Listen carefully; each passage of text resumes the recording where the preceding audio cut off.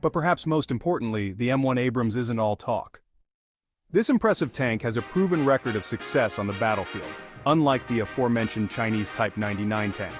Just look at the Gulf Wars, primarily taking place in Iraq and Kuwait. The Persian Gulf War was when the M1 Abrams was first tested in combat, and yet not a single tank was taken out by enemy forces. Talk about a grand entrance. The M1 Abrams was later deployed in Afghanistan during the war in Afghanistan, Saudi Arabia during the Yemeni Civil War, and Ukraine during the Russian invasion. It's also been modified and exported to Australia, Egypt, Iraq, Kuwait, Poland, and Saudi Arabia, solidifying its reputation as one of the most reliable and effective tanks in the world.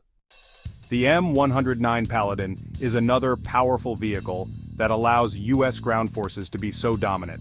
Now, this vehicle might look like a tank at first glance, but it's actually a self-propelled howitzer designed for long-range artillery support.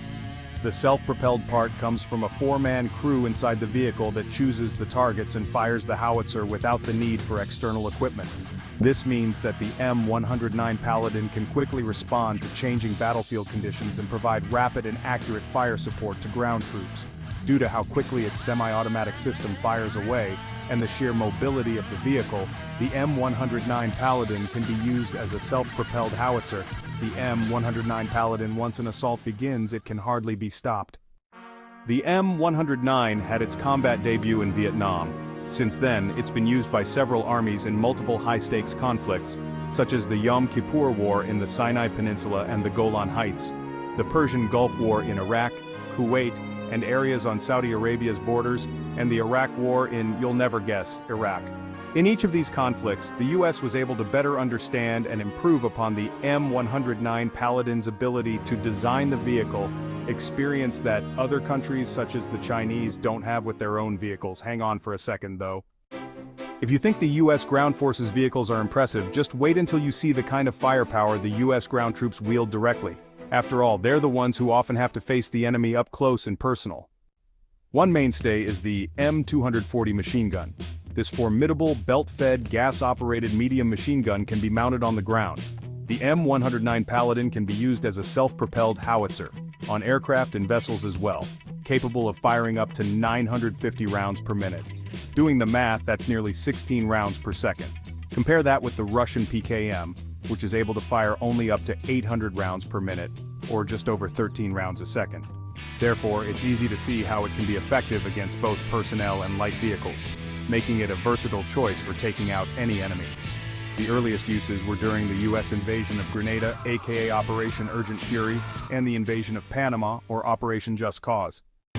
If you're looking for something similar in firepower, but more capable of being carried around by an individual soldier, look no further than the M249 Squad Automatic Weapon, or SAW. Though initially designed in Belgium, the US ended up manufacturing its own version of this powerful light machine gun. With this weapon, you could get a range up to 11,800 feet. You could also get a high rate of fire, typically around 800 rounds per minute. Given how reliable this weapon is, it shouldn't be surprising that it's been used all over the world, including Bosnia, Somalia, and Ukraine. And while machine guns often get the spotlight, this explosive asset is an indispensable part of any soldier's kit.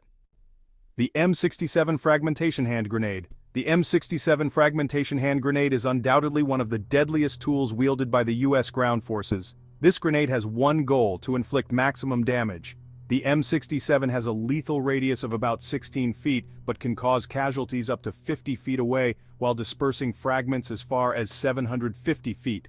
So, when the pin is pulled and the safety lever released, you better find cover fast.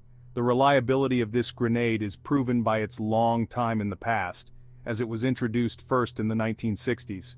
Though the sheer amount of devastation its ground forces can cause is reason enough to avoid any conflict.